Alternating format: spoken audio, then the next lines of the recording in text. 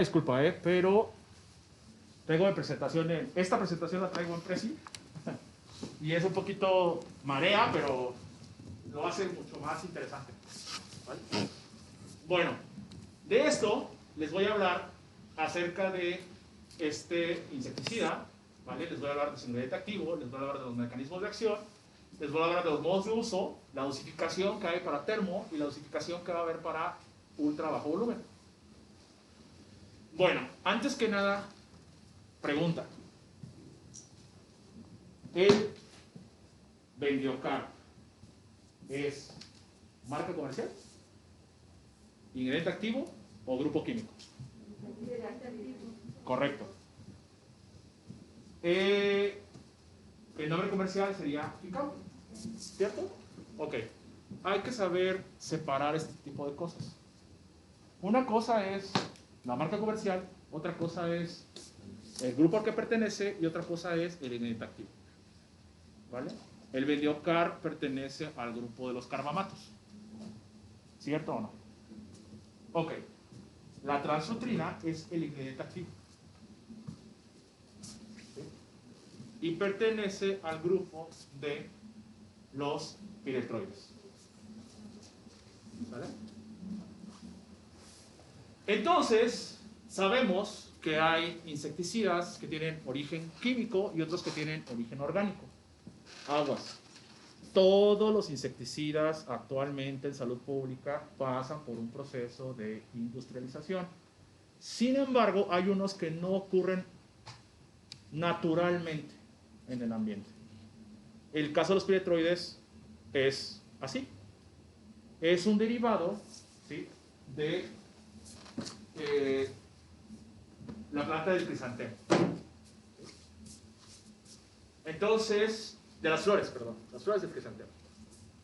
Entonces, sabemos que lo que se sintetiza de esta planta del crisantemo son piretros. Tienen un proceso de industrialización y entonces podemos hablar ya de los piretroides o las piretrinas, ¿sí? Por eso dice que son sustancias químicas manufacturadas con estructura muy similar a las piretrinas, ¿vale? Los piretroides son a menudo más tóxicos en insectos y mamíferos y permanecen en el ambiente mucho más tiempo que las piretrinas. Aguas, ¿vale? Aguas. El grupo más tóxico que hay para el ser humano son los carbamatos, porque tienen mayor estabilidad. Bueno, el grupo más tóxico son los organoclorados, pero ya no hay. Un ejemplo de organoclorado, DDT, ¿vale? Pero ya no existe. Bueno, sí existe, pero ya no se utiliza para salud pública, por su permanencia. ¿Qué es lo que hace a un insecticida más tóxico? Precisamente es la permanencia en el ambiente. Entonces, los carbamatos son el grupo químico más tóxico que hay para el ser humano, ¿vale?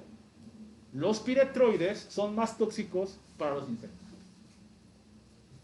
¿Por qué? Porque son más fáciles de degradar.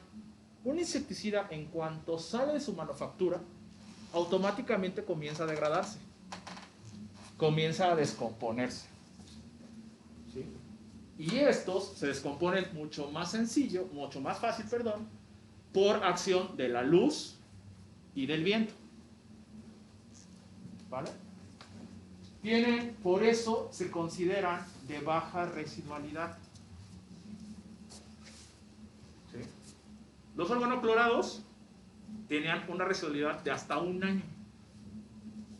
Los carbamatos tienen residualidades de 2 a 6 meses dependiendo de qué es lo que se ponga, ¿no? O qué es lo que se aplique. Estos tienen muy baja residualidad. No permanecen tanto tiempo en el ambiente. Ahorita vamos a ver un poquito más de concentraciones y para que no nos espantemos tampoco, que cuando les hablo de más tóxicos, menos tóxicos, y entendamos por qué se habla así. Pero bueno, y este insecticida, que es la transsutrina al 20%, ¿sí?, se va a aplicar como con UVB. Sin embargo, tiene otra característica, que es un potente repelente. Y aquí, les pido una disculpa, pero aquí esto lo podría hacer un poquito más grande, pero bueno, les platico. Esto es de un artículo que salió en marzo del 2020, donde habla que el gobierno, la milicia estadounidense utiliza esta transfutrina para impregnar botas, cascos, camisolas, gorras, etcétera, que utilizan precisamente los militares en sus actividades. ¿Vale? Entonces, estos piretroides, ¿sí?, sobre todo la transfutrina, tienen esa particularidad, que tienen gran repelencia. ¿Vale? Y entendamos entonces que es debido a su origen. ¿Sí? Su primer uso fue en Asia aproximadamente en los años 1800 y se utilizó para el control de garrapatas, pulgas y mosquitos. Vieron que pulverizando esta flor obtenían entonces 6 productos llamados piretrinas. Por supuesto que en ese momento no sabían que eran piretrinas. Sabían entonces que la utilización de este polvo actuaba como repelente. ¿Sí? Actuaba como repelente. Y clasificaron entonces, más adelante se clasificaron los piretroides en 2 tipos, de tipo 1 y de tipo 2.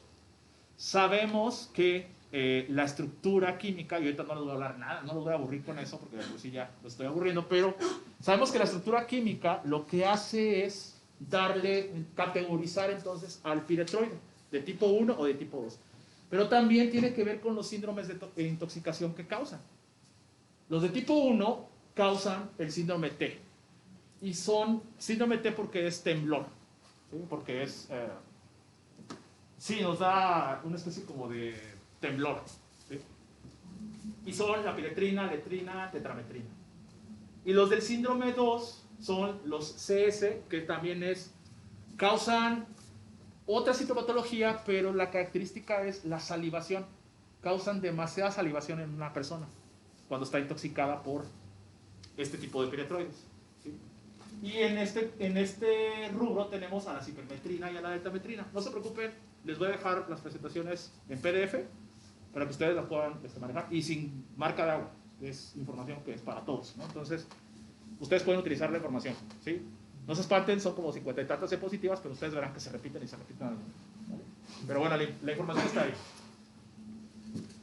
Bueno, y entonces tenemos que hablar qué es lo que pasa en el medio ambiente. Y lo que les comentaba, al ser productos orgánicos derivados de las flores de crisantemo, entonces las moléculas, las 6 moléculas de piretrinas que son las que obtenemos al pulverizar estas flores, son degradadas rápidamente por la luz solar o por otros compuestos que se encuentran en la atmósfera. El oxígeno también la degrada. ¿Sí? De hecho, el oxígeno degrada la mayoría de los insecticidas, pero bueno, en este tiene un mayor efecto. Y a menudo duran solamente de 1 a 2 días en el aire antes de que sean totalmente degradados. Por eso es que es muy complicado que se utilicen en una actividad de rociado.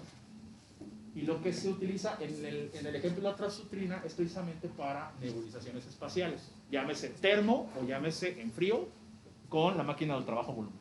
¿Vale? ¿Hasta aquí alguna pregunta? ¿Nada? Perfecto. No los he mareado todavía. Ahorita los voy a marear. Entonces, hablemos del Transvector. Transvector es la marca comercial. Su grupo químico son los piretroides. ¿Vale? El ingrediente activo es transfutrina y su concentración es al 20%. ¿Sí? Es importante que nosotros sepamos, ustedes si me respondieron y saben de los grupos químicos, de todo esto, qué bueno. ¿Por qué? Porque esto es de suma importancia cuando hay una intoxicación. Que ustedes sepan cuál es la marca comercial, a qué grupo químico pertenecen y qué ingrediente activo. ¿Por qué? Porque así a su personal o ustedes mismos les pueden decir al médico con qué fue que se intoxicaron. ¿Vale? Por eso ustedes tienen que conocer también este tipo de datos. Bueno, el insecticida es a base de agua.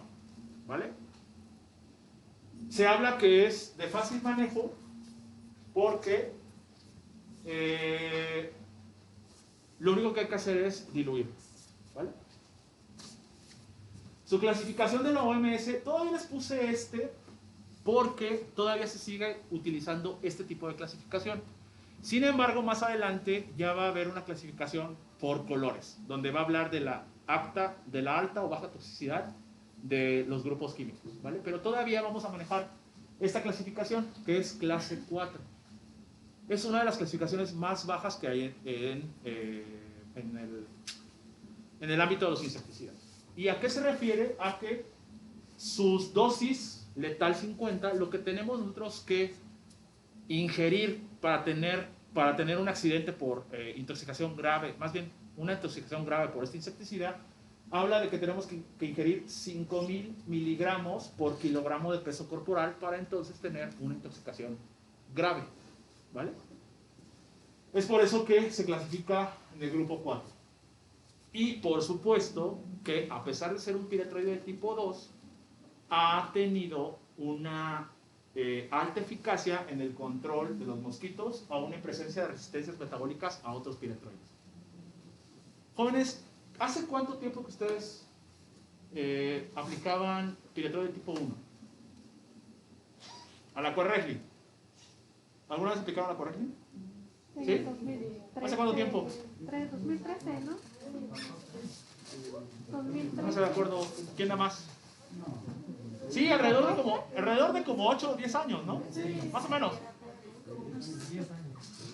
Éramos unos bebés todavía. Pero bueno, hace como 8 o 10 años, ¿no? Más o menos. Bueno, ¿por qué ustedes piensan que no hemos recuperado, y la dejamos de utilizar, ¿por qué ustedes piensan que no hemos recuperado la susceptibilidad a los piretroides de tipo 1? Porque han sido resistentes. Sí, se hicieron resistentes, pero recordemos que la resistencia a insecticidas es una marca en algún momento del tiempo en un organismo, llámese una marca genética o una modificación genética o una modificación en comportamiento o una modificación en cualquiera de estos mecanismos de resistencia, que de forma gradual, así como llegó, puede ir desapareciendo. Si ya tenemos 10 años que no utilizamos los piretroides de tipo 1, ¿por qué no hemos tenido esa vuelta a la susceptibilidad por piretroides de esta clasificación? ¿Ustedes qué piensan?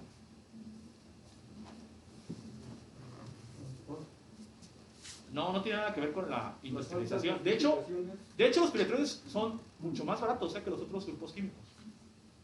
¿Pueden ser las altas justificaciones que se aplicaban? Sí, eso nos dio origen a la resistencia. Porque estamos utilizando órganos fosforados y son muchísimo más fuertes que los piretroides. Una cuestión son la resistencia cruzada. ¿Pero qué creen, doctora? Que es muy diferente. Los mecanismos de resistencia de los piretroides son muy diferentes a los órganos fosforados y los carbamatos. Cuando hablamos de resistencia cruzada es mecanismos de resistencia que comparten dos grupos de insecticida. Y el único mecanismo de resistencia que comparte los piretroides son los organoclorados, y tampoco ya los tenemos. Bueno, ahí les va. El problema es que todos los insecticidas comerciales como Raid, Bicon, Están hechos a piretroides. están hechos a base de piretroides de tipo 1. ¿Y qué es lo que hace entonces el organismo? Es que constantemente les está recordando, este es un piretroide, y tú ya sabes cómo sacarlo de tu organismo, detoxificarlo le llamamos, ¿vale? Tú ya aprendiste por todas las altas dosis, por el tiempo que estuvimos haciéndolo, porque solamente se manufacturaba eso, ¿vale? Sin embargo, le seguimos recordando al organismo que cómo lo tiene que detoxificar, y hasta que no cambiemos, o hasta que la empresa, hasta que las casas comerciales no cambien, ¿sí? La base de estos insecticidas, no vamos a recuperar esa susceptibilidad. ¿Y qué es lo que va a pasar? Es que se van a empezar a hacer más especializados los organismos, en este caso los vectores, a detoxificarse por piretroides de tipo 1 y también por piretroides de tipo 2. Entonces pareciera que los piretroides están condenados a finish, a que ya no se utilizan más. No es el caso de la transfutrina. ¿Vale? No es el caso de la transfutrina. Y no es porque me pague Codequip. Esa es su toxicidad, pero sigue siendo de tipo 2. ¿Vale? Entonces, mi labor no es vender, ¿vale? Pero sí les tengo que decir el por qué. Ustedes están utilizando un piretroide tipo 2 y lo pueden utilizar de manera segura, ¿vale? Claro, con un buen manejo, etcétera, etcétera, etcétera. Bueno, entonces, por eso se habla que utiliza, o más bien, que tiene una alta efectividad en el control de mosquitos ahora en presencia de resistencias metabólicas. Y vean, esa es la presentación. ¿Sí? La presentación es una solución concentrada, por supuesto que se tiene que diluir. ¿Vale? Su presentación es en un bidón de 5 litros y es a base de agua. ¿A qué se refiere con base de agua? A que se tiene que diluir precisamente con agua. ¿Sí? Bueno. Ahora sí, mecanismos de acción. ¿Sí? Se habla de que tiene una acción biocida, insecticida, interfiere en la conducción nerviosa de canales de sodio, bla, bla, bla, bla, bla. Y hoy no os voy a marear con eso. Vean ustedes lo que pasa de manera natural en un organismo. Esto es una neurona y esto es una célula blanco. Cualquier impulso, ahorita que ustedes están bostezando, ahorita que ustedes están durmiendo, es mandado o comandado por una liberación de un neurotransmisor. Cualquier acción, que ustedes se muevan, el que yo esté hable, etcétera, es comandado por una liberación de neurotransmisores. ¿Qué es lo que pasa con este tipo de insecticidas? Es que precisamente lo que van a hacer es bloquear la actividad de la enzima acetilcolinesterasa. Ustedes la conocen, ¿sí? Es la enzima que nos mide a todos los trabajadores de salud. Bueno, no volteen a ver a la otra. A ver. Sí, no empezamos con este tipo de debates porque van a perder. No es cierto. A ver, es un mandato, por supuesto. Sin embargo, cada uno de los departamentos en el país tienen precisamente sus estrategias de este tipo. No se me espanten. El hecho de que no se las midan no quiere decir que ustedes estén en riesgo. ¿Sale? Puede ser por una actividad, por circunstancias miles. Lo que tienen que saber es que estos niveles de acetilcolinesterasa se restituyen. ¿Sí? Mis niveles de acetilcolinesterasa no son iguales a los del compañero. Aunque seamos dos jóvenes apuestos en nuestra flor de la vida y todo lo demás, se restituyen. Y no son iguales. ¿Por qué? Porque su servidor, voy a hablar de mí, compadre, su servidor toma y fuma. Y el joven hace ejercicio y se va a correr todos los días y bla, bla, bla, bla. No se ríen, se nota. ¿Vale? No se rían, es cierto. ¿Sí? Entonces, eso hace que él maneje unos niveles de acetilcolinesterasa muy diferentes a todos nosotros. Y cada uno de ustedes maneja niveles muy diferentes. ¿Sí? Entonces, el hecho de que ustedes estén en contacto y después ya no a ciertos insecticidas, eso hace que sus niveles de acetilcolinesterasa vuelvan otra vez al umbral. ¿Sí? Lo que tenemos que hacer, o lo que se tiene que hacer, es medir nuestros niveles basales y entonces hacer una comparación. Te mido tus niveles basales, me los miden a mí, ¿sí?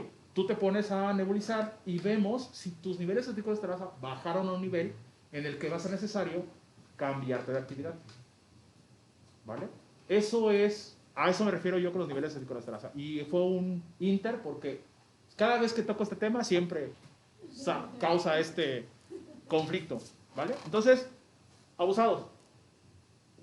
Si fuéramos totalmente estrictos a los niveles de acetilcolinesterasa, lo que nos pediría es, a lo mejor, que primero dejemos la coca, el cigarro, la cerveza, las grasas.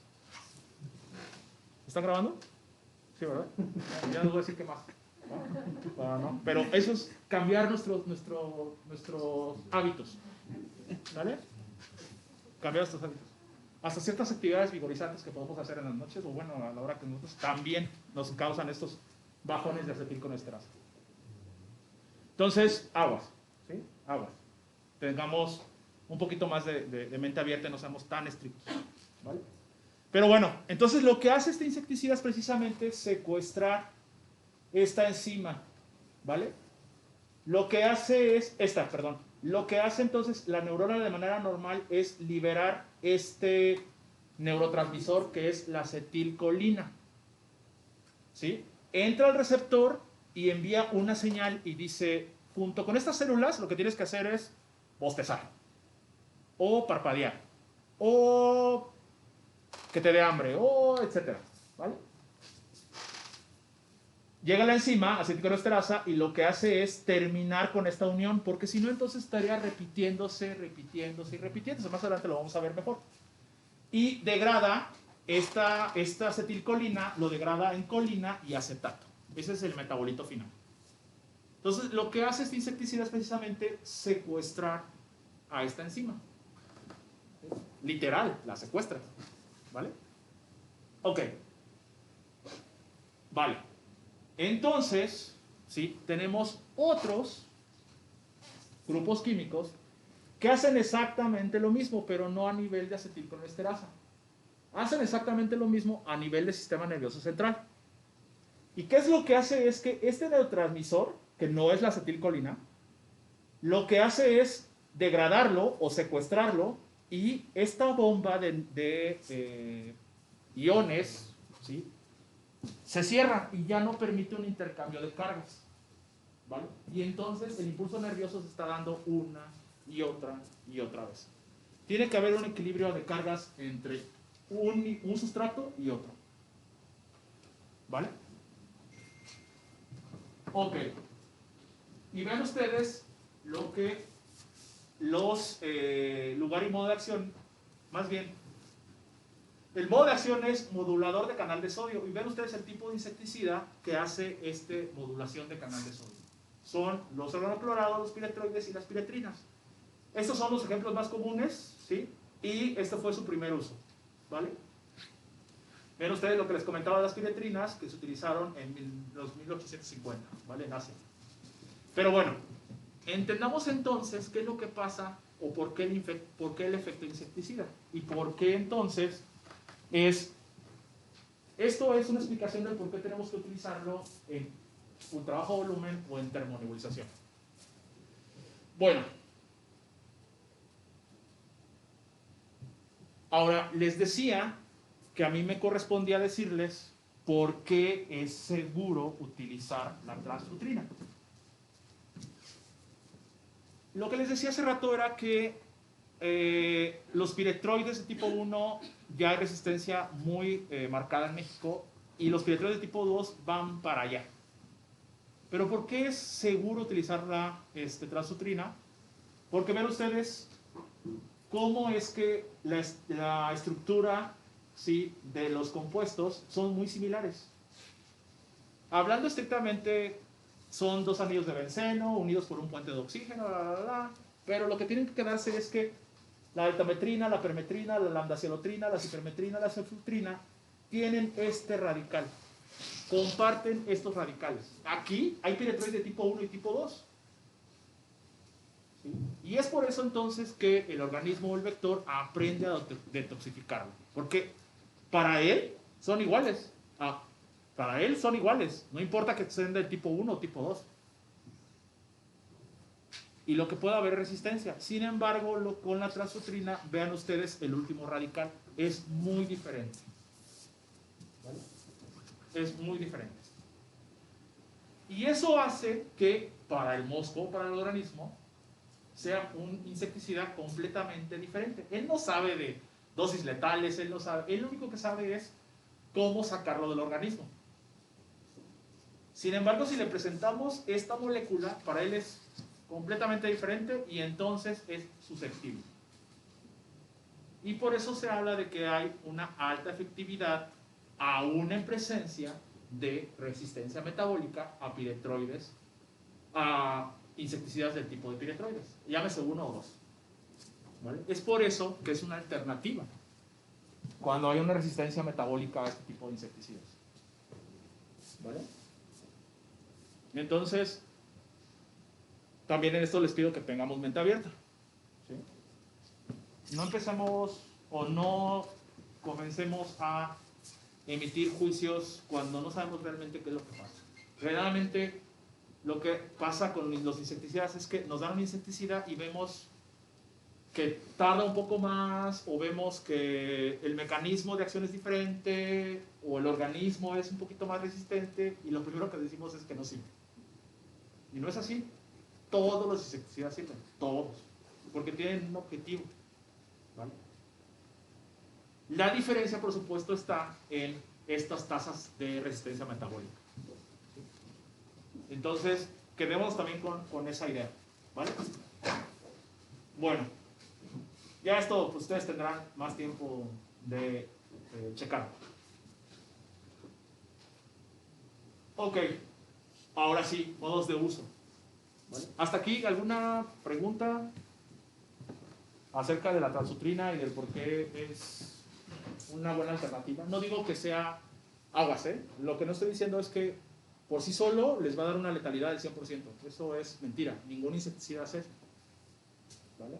La efectividad va a estar marcada por la forma en que ustedes lo aplican. La dosis correcta de aplicarlo y sobre todo del instrumento que utilicen para aplicarlo. ¿Sí? Los insecticidas son muy buenos, pero si ustedes hacen una mala dosificación, una mala aplicación o simplemente utilizan mal el insecticida, no les va a dar una buena tasa de letalidad. ¿Vale? Con eso quedémonos también. ¿Vale? Una pregunta. Porque, Dígame. usted decía que se hace resistente. Sí. ¿En qué determinado tiempo se puede volver resistente a Hay un concepto que se llama rotación de insecticidas. El conocer todos los grupos químicos de insecticidas lo que nos da es varias alternativas de control. ¿Vale? Entonces, un tiempo determinado no podemos especificarlo. ¿Cómo un organismo se vuelve resistente? Es por la frecuencia de uso. ¿A qué me refiero? Es que si yo llevo 2 años o 3 años utilizando solamente transutrina, tarde que temprano va a haber una modificación genética y me va a dar una resistencia metabólica. ¿Sí? Podemos hablar que a lo mejor en un solo año podemos tener resistencia. O sea, el periodo va a ser variable y tiene que ver con la frecuencia de uso. Por eso es importante entonces conocer o saber que si yo voy a utilizar VB, por ejemplo, la transutrina en VB, utilice otro tipo de insecticida como un organofosforado, como por ejemplo el malatión, en termonebulización, por ejemplo. como para confundir?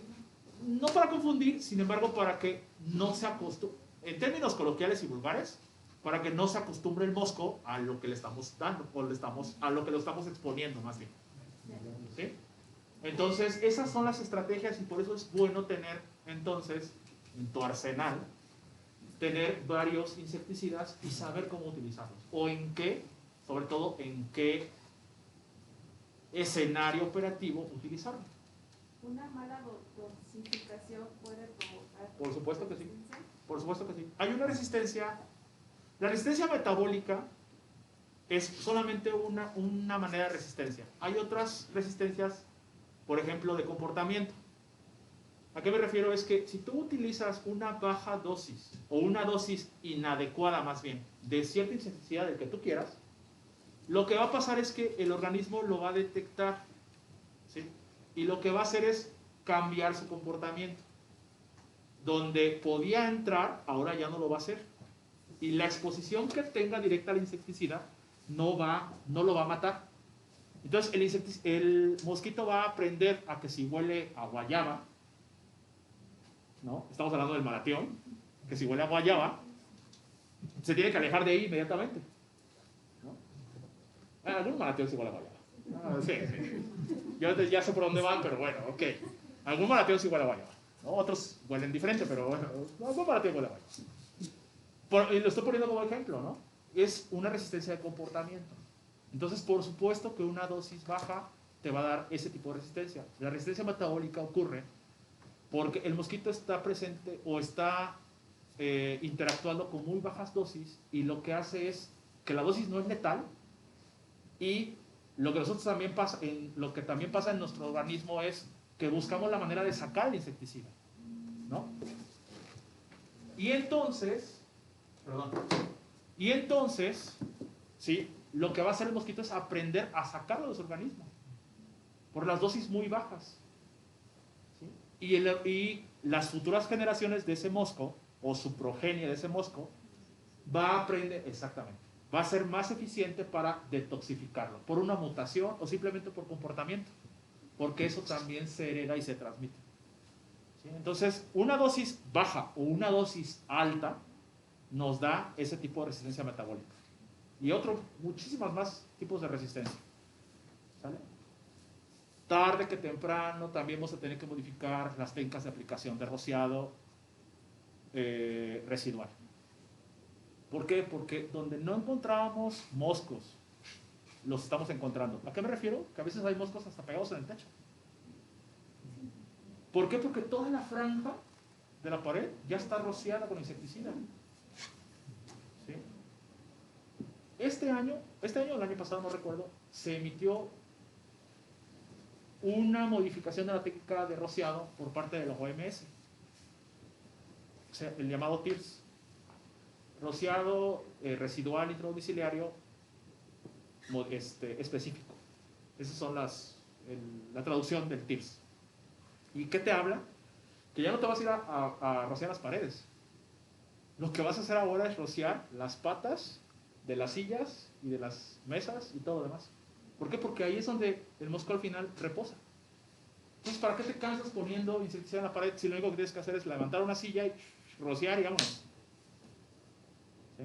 Tarde que temprano, y esa es una resistencia por comportamiento. ¿Vale? Entonces, tarde que temprano se van a tener que modificar muchas de las cosas que estamos nosotros manejando. ¿Vale? Entonces, es por eso que es importante saber todo este choro que le estoy hablando yo, mareador, del por qué y el tipo de insecticida y cómo utilizarlo, etcétera, etcétera. ¿Vale? Bueno, ¿otra pregunta? ¿No? Vale. Entonces, en el trabajo volumen, ¿sí? Se recomienda utilizar en exteriores de los hogares, por supuesto, y establecimientos. En interiores, tiene que ser en locaciones no habitadas y libres de material inflamable. Ahora, atendamos una cosa. Yo solamente les estoy hablando de la recomendación que hace el fabricante. No es una regla escrita. La regla escrita está en la guía operativa.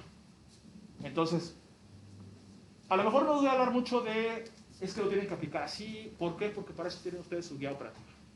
¿Vale?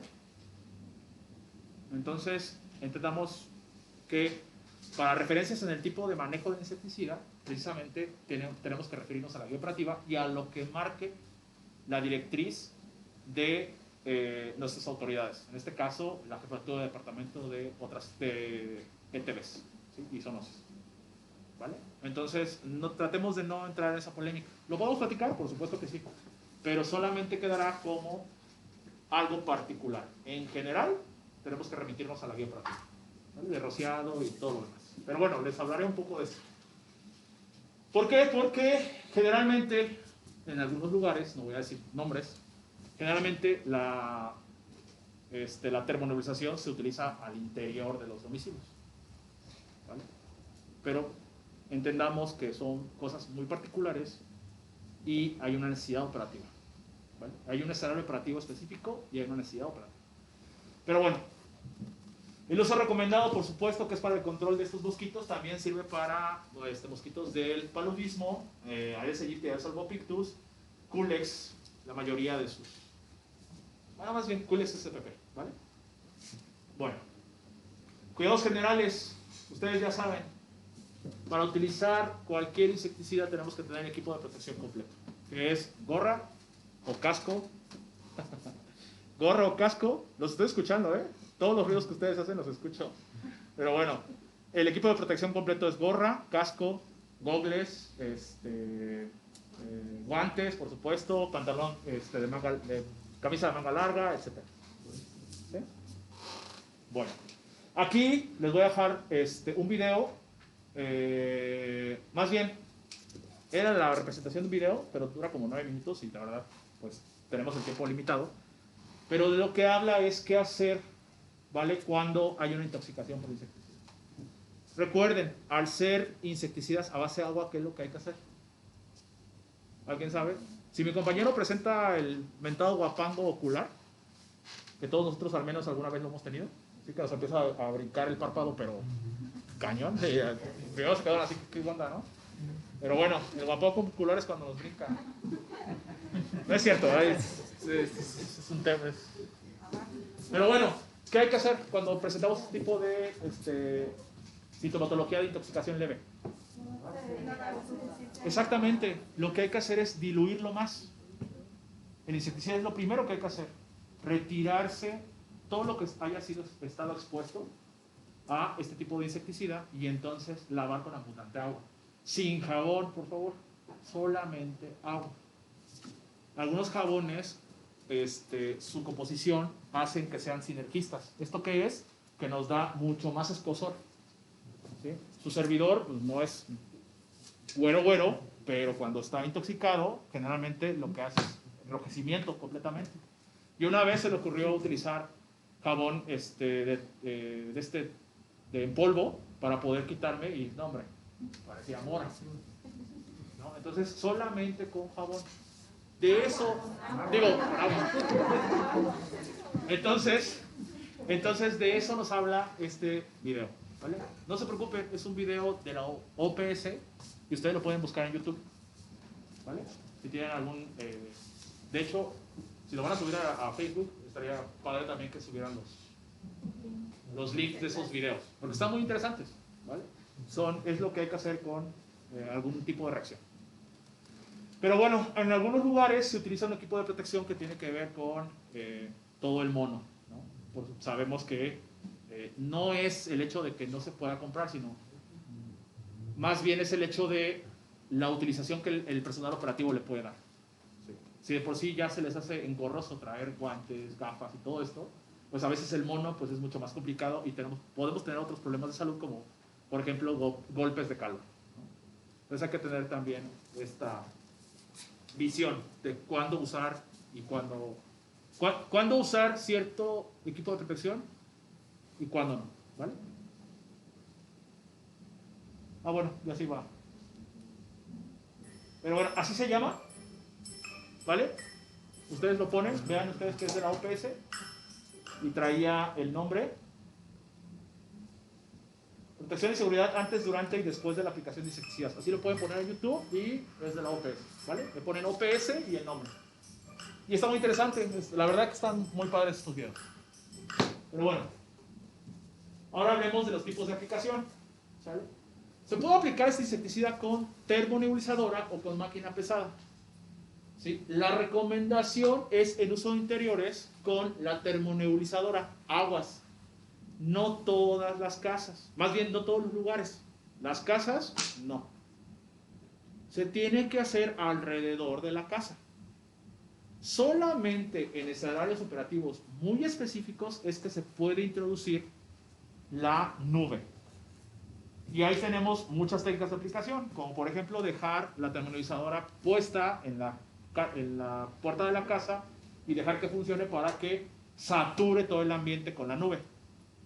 Ahora, a diferencia de los otros insecticidas, este es a base de agua. Lo que quiere decir es que el impacto social que va a tener la nube no es tan evidente como aquellos que son base oleosa. ¿Por qué? Si son base oleosa se quema y se ve la nube mucho más densa y más bonita y espectacular.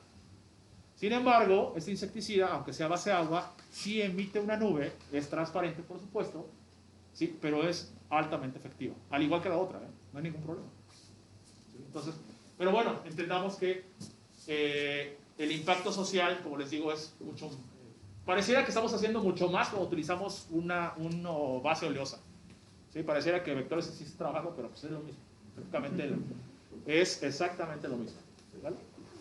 Bueno, y entonces lo que se recomienda es que esté al aire libre, a favor del viento, nunca en contra, con velocidades de viento de menos de 10 km por hora y sin lluvia. ¿Por qué? Alguien que me diga por qué. Porque se está sembrando. Por el aire de las buenas. Exactamente. Más bien tiene que ver con el diámetro de gota. ¿Sí? Si hay demasiado aire, lo que va a pasar es que tenemos una percepción equivocada de los insecticidas que se utilizan en la nebulización. porque pareciera que tienen que estar suspendidos el mayor el mayor tiempo posible. Pero lo que pasa es que precisamente por eso hay estos inclinamientos en la boquilla, y todos los que utilizamos las termonebulizadoras, las nebulizadoras, sabemos por qué. Cuando hay mayor viento, el ángulo tiene que ser más abajo, ¿vale? ¿Por qué? Para que caiga mucho más rápido, ¿sí? Para que el aire nos ayude a que, sí, permanezca en el ambiente mucho más tiempo, pero también que empiece a bajar la nube. De nada nos sirve que permanezca en el ambiente y el aire, como usted lo dijo, pues se la lleve, ¿no? Porque entonces lo que se busca es que alcance el nivel de vuelo que tienen los mosquitos, ¿sí? Y que los impacte y como consecuencia adquieran el producto, ¿vale? Entonces por eso es importante que la velocidad del viento y que no haya otras condiciones climáticas como lluvia, que esté completamente despejado. Y eso es lo que les comentaba. Peridomiciliar, desde el exterior o adentro del patio frontal, dependiendo de la posición de la vivienda. Y bueno, aquí ya tenemos también videos acerca de videos ejemplos acerca de cómo es que hay que usar estas actividades. ¿Por qué puse esto y no la vía operativa? Porque precisamente lo que les comentaba, cada uno de los estados tiene ciertas particularidades. Entonces sería entrar en cierto conflicto, ¿sí? En general, se tiene que hacer caso a la guía, sí, pero hay ciertas variaciones a las tecas que ustedes lo saben. Ustedes las han hecho, ¿no? Entonces, por supuesto que siempre tiene que ser con conocimiento previo y consentimiento o utilización de sus autoridades, ¿vale? Hace estas modificaciones que le van a hacer a las técnicas de aplicación. Pero bueno, aquí nos va a hablar del equipo pesado, ¿sí? ¿Qué hay que hacer? En frío, de trabajo de volumen, ¿qué hay que hacer? ¿Cómo hay que calibrar la máquina? ¿Qué cuidados hay que tener con la máquina? ¿Vale? Eso es, les digo, muy general, ¿sí? Muy general. ¿Cada cuánto se tiene que calibrar una máquina pesada? Jóvenes. ¿Cada cuánto se tiene que calibrar una máquina pesada? ¿Cada vez que se utiliza? No. No, cada vez que se utiliza no. ¿Ah?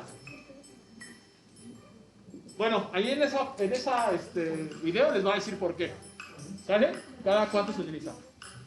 Tiene que ver con la función de uso, la frecuencia de uso, el tiempo. Puede ser una calibración así, o cuando cambiemos de insecticida. Si estoy tirando malatión y ahora me dan la transflutrina, debo de calibrar todas mis máquinas, calibrarlas. Cada vez que se usa, lo que tengo que ver es checar descarga, no es lo mismo. Calibración y checar descargas y RPMs y todo eso es diferente, ¿vale? Calibración, acuérdense que también tengo que utilizar el TC4, ¿sale? Eso es aguas, ¿vale? ¿Estamos o no estamos? O ya los agarré en curva. No, la doctora sabe que ustedes son muy buenos, entonces no se preocupen. Saben que los agarré en curva, pero sabe que sí saben cómo calibrar una máquina.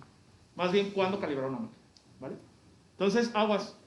Pero bueno, estos videos les van a servir de mucho, ¿vale? Me gustaría, o me hubiera gustado tener mucho más tiempo para enseñárselos, pero bueno, ahí están presentes y están en YouTube y los pueden ver sin ningún problema, ¿sí? Ok, bueno. Ahora sí, las dosificaciones. Cuando se utiliza una termonebulizadora, se habla de que se recomienda una dosis de entre 6 a 10 gramos de ingrediente activo por cada 1000 metros cúbicos de superficie a trabajar. ¿Por qué cúbicos y por qué no metros cuadrados? Porque recordemos que la nube, ¿sí?, lo que va a hacer es, en volumen, saturar espacios. No es lo mismo que tú agarres una máquina termonebulizadora, ¿vale?, y la apliques como si fuera una máquina pesada. De hecho, es incorrecto hacerlo. Lo que tienes que hacer con una termonebulizadora es cerciorarte de que cierto espacio, medido en metros cúbicos, por supuesto, quede totalmente saturado.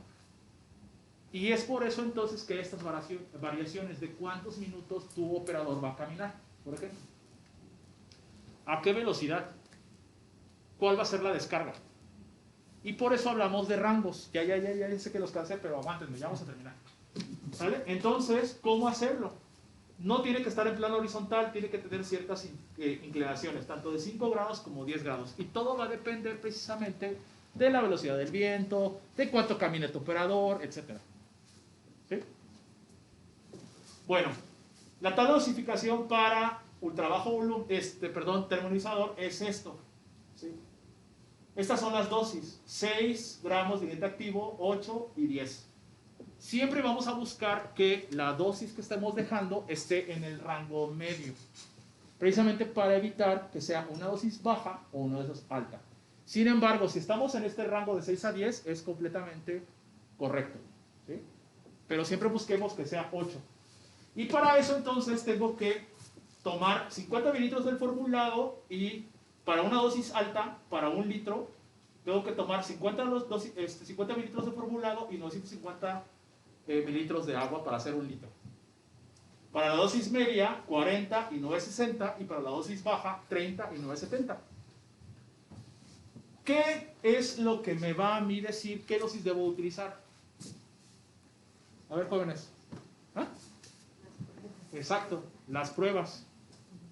Forzosamente, ustedes tienen que hacer pruebas para entonces saber qué dosis es efectiva y qué dosis voy a utilizar. ¿Sale? Pero eso ya es un trabajo en conjunto, tanto del Estado como de ustedes. ¿Sale? Ya se tienen que poner de acuerdo si van a utilizar la transsutrina y qué dosis a utilizar. Generalmente lo que se busca es utilizar esta dosis media. ¿Sí? Eso es lo que vamos a hacer. Pero bueno, estos son el rendimiento por bidón. Es aproximado, aguas, aproximado. No quiere decir que el bidón te vaya forzosamente a tener este rendimiento. Pero bueno, puede ser de 100.000 metros cúbicos, de 125.000 o de 166.000 metros cúbicos. ¿Vale? Bueno. Yo sé que ya los mareé y por eso no me preguntan. Pero bueno, consideraciones previas. Acuérdense, siempre antes de trabajar un área tenemos que reconocerla. ¿Sí? Aunque ya la hemos trabajado 20.000 veces, siempre que vamos a aplicar, tengo que volverme a dar una vuelta en el área para saber dónde puedo pasar, dónde no, si tengo que ahora cambiar, ¿sí? Si tengo que utilizar una camioneta en Durango, me decían, sí, para ti es bien fácil decir, vayan a termonebulizar, y así me lo dijeron, ¿eh? Pero tú no sabes que esa colonia está súper, hay muchas pendientes y mejor es mejor utilizar una máquina pesada. Ok, pues entonces cambiemos la estrategia. Para esa área no metan termonebulizadoras, metan máquinas pesadas. Y también hay dosificación de transsutrina para máquinas pesadas. ¿Vale? Entonces acuérdense de reconocer primero el área y saber cuánto es que vamos a utilizar de insecticida. ¿A qué me refiero saber cuánto vamos a utilizar de insecticida? No es válido, ¿sí? No es válido que hagamos insecticida siempre de más. Automáticamente, cuando yo mezclo mi insecticida, le estoy introduciendo, ¿sí?, organismos. ¿Por qué? Porque el agua no es totalmente pura. Tiene bacterias, tiene otros organismos. ¿Sí?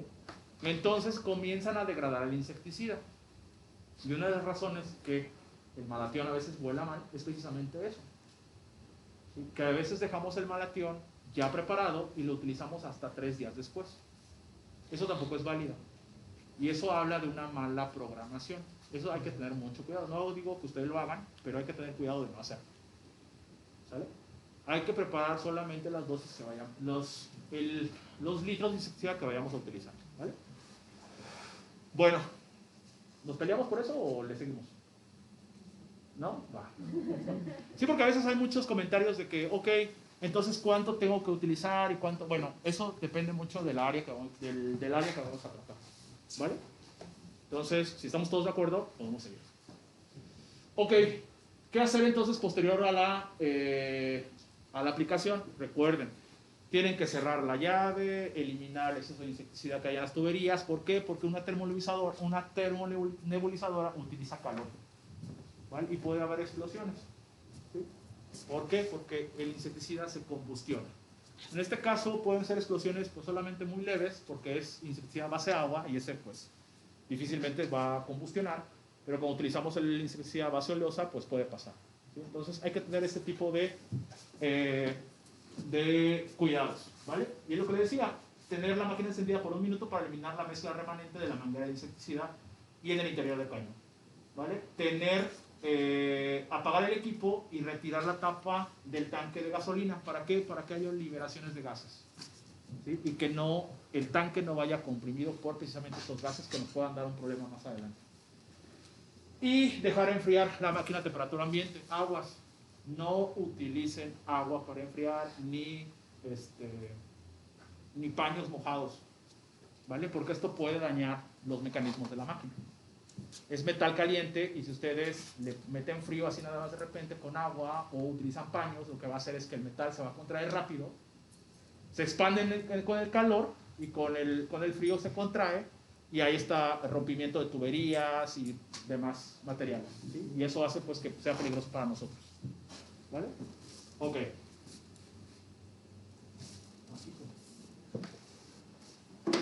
Bueno. Acá. Ya.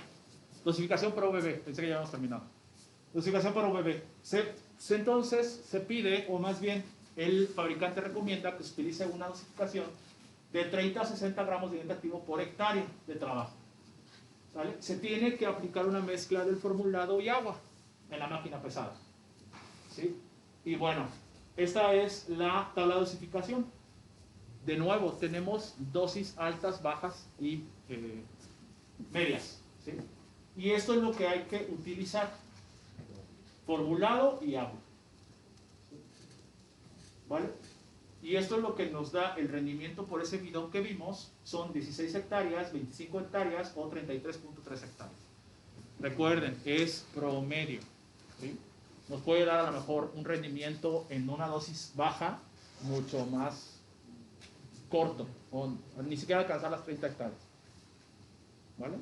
¿Por qué? Porque pareciera que son hectáreas lineales, pero recuerden que son metros cuadrados y eso complica, o a veces las hectáreas, o más bien las manzanas no son hectáreas completas, sino que son más. Entonces no hay que tomar cuando programamos una manzana como una hectárea, ¿sí? No hay que tomarlo de esa manera. Hay que ver más bien el rendimiento de la máquina y entonces saber cuánto fue el gasto y hacer conversión para saber cuánto hectareaje cubrí, ¿sale? Y eso tenemos que organizarlo. Usted lo tiene que organizar en los mapas cuando vayan a nebulizar. ¿A qué me refiero? Que si es un sector, ustedes tienen que saber cuántas hectáreas, no cuántas manzanas. Cuando van a nebulizar, cuántas hectáreas son y no cuántas manzanas. Es muy diferente, ¿vale? Bueno. Ok, de igual manera, previo a la aplicación, ustedes saben que hay que calibrar la máquina. Bueno, cuando se cambia de producto hay que calibrar la máquina, o cuando tiene cierto tiempo de operación la máquina pesada, ¿sí? Y bueno, todo esto es del fabricante, recomendaciones del fabricante que van muy acordes a la guía operativa, ¿vale? Y bueno, ustedes saben posteriormente a la aplicación qué hay que hacer, ¿sí? ¿Qué hay que hacer? ¿Vale? Bueno, hasta aquí, dudas, preguntas, comentarios acerca de la transnutrina. Creo que fue suficiente como para que ustedes conozcan el producto y que ustedes sepan más bien la utilización del mismo. Recuerden, para cualquier producto, cualquiera, nos tenemos que referir a la etiqueta del producto primero, después hacer pruebas para saber entonces cuánta dosificación voy a dejar, ¿sí? Entonces, bueno, eso ya ustedes lo tienen que hacer junto con su estado, ¿vale? Con sus autoridades. Pues nada, pues muchísimas gracias, ¿sí? Hasta aquí mi participación. Si tienen dudas, comentarios, hablen ahora o callen para siempre. Ya sé que están cansados, ya los harté. Pero es bueno que ustedes se lleven esa información, ¿no? Que ustedes sepan cuándo utilizar una técnica de aplicación y cuándo no. Ahora, como comercial, es muy válido utilizar también la transferina con una máquina motorizada con tobera, ¿vale? Para aquellas áreas donde es difícil. Recuerden que una máquina motorizada con tobera, ¿qué es lo que hace? ¿Nos asperja o nos nebuliza? No, no nos asperja, nos nebuliza, ¿vale? Una máquina motorizada con tobera nos va a nebulizar. ¿Cuál es la diferencia? Ya nos metí en broncas, ¿verdad? ¿Cuál es la diferencia? La diferencia es que con las máquinas motorizadas con varilla tenemos control, motorizadas, tenemos control sobre el flujo de insecticida que sale. ¿Sí? Y también con la máquina de varilla mecánica, la Hudson. ¿Sí? Le metemos presión y entonces sabemos cuánto es el flujo.